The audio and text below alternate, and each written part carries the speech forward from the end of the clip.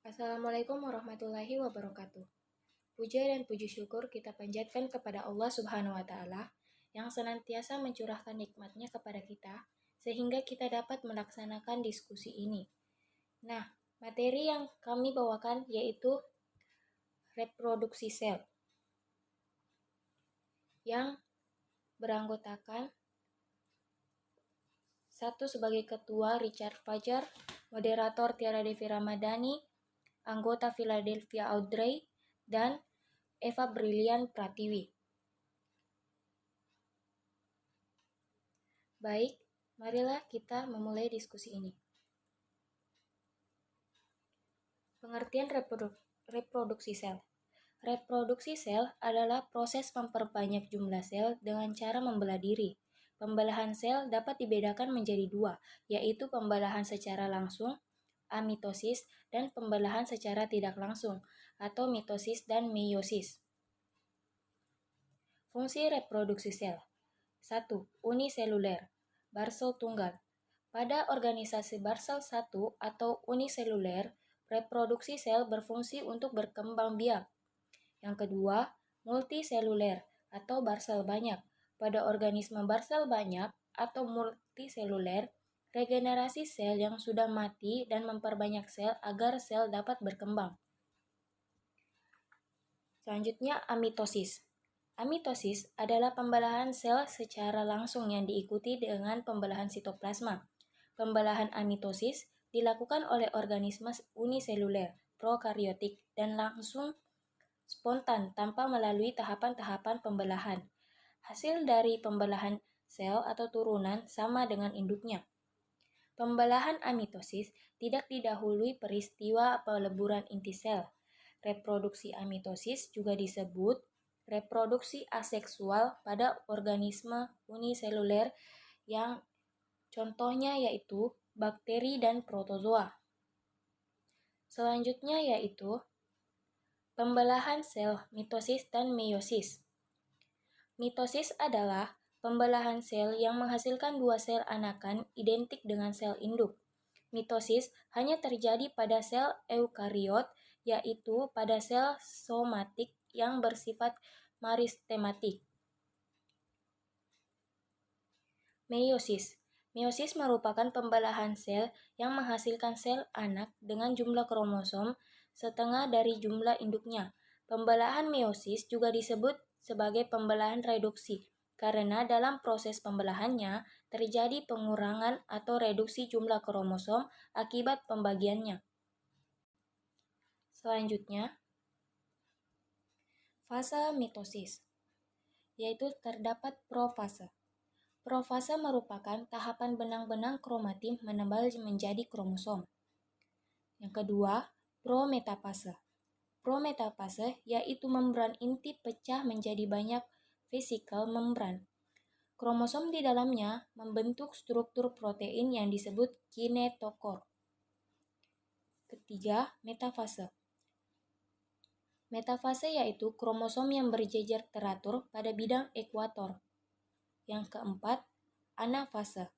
Anafase yaitu benang spindel memendek dan kromosom berpisah menuju kutub masing-masing. Yang kelima yaitu telofase. Telofase yaitu pembelahan sel di mana inti sel anakan terbentuk kembali dari nukleus. Selanjutnya, meiosis. Pada fase meiosis terdapat profase 1, metafase 1, anafase 1, telofase 1, profase 2, metafase 2, anafase 2, dan telofase 2. Selanjutnya, meiosis. Meiosis adalah pembelahan inti sel yang menghasilkan 4 sel anakan yang jumlah kromosom dari masing-masing sel anakan setengah dari kromosom induknya.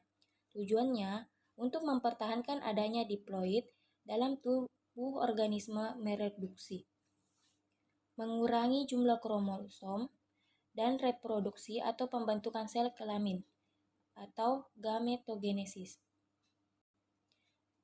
Pada meiosis ini ada dua tahapan pembelahan, yaitu meiosis 1 dan meiosis 2.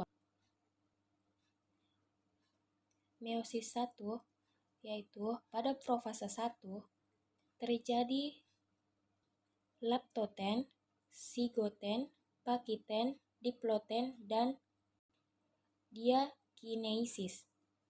Metafase 1 sampai sitokinesis akhir sama prosesnya dengan pembelahan secara mitosis, tapi terbentuk 4 sel anak yang haploid. Meiosis 2. Meiosis 2 memiliki proses pembelahan sel yang sama dengan proses mitosis. Namun, pada meiosis 2 terdapat 4 sel yang haploid. Perbedaan antara meiosis 1 dan meiosis 2 yakni meiosis 1 menghasilkan 2 sel haploid, sedangkan meiosis 2 menghasilkan 4 sel haploid. Selanjutnya, pada meiosis 1, persilangan antara kromosom homolog terjadi dan menyebabkan variasi genetik. Tetapi, pada meiosis 2, persilangan dan variasi genetik tidak terjadi. Selanjutnya, reproduksi pada bakteri. Pada bakteri, terdapat dinding sel yang berada di bagian luar, dan di bagian dalam terdapat membran plasma. Di dalam membran plasma terdapat kromosom. Kromosom pada bakteri menempel pada membran plasma. Kemudian, bagian DNA kromosom menempel mengalami replikasi selama sel tumbuh hingga seluruh DNA kromosom selesai bereplikasi, dan kemudian sel mulai membelah, lalu terbentuk 2 sel anak. Siklus sel. Siklus sel dimulai dari fase G1, yaitu sintetis komponen sel melewati tahap metabolisme normal. Kemudian, fase S, yaitu replikasi komponen sel dan DNA atau tahap refleksi DNA. Kemudian, G2, yaitu pertumbuhan sampai terjadi mitosis. Dan terakhir, terjadi mitosis. Selanjutnya, interfase.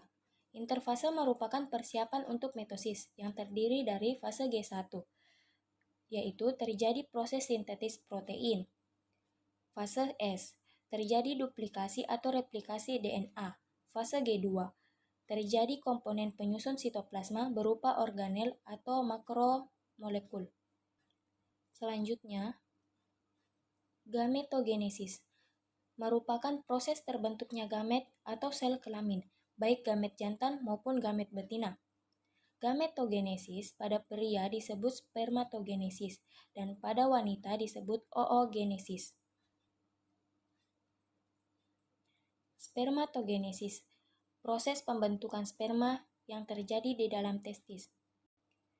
Pada spermatogonium atau diploid terjadi pembelahan mitosis yang menghasilkan spermatosit primer atau diploid dalam profase meiosis 1.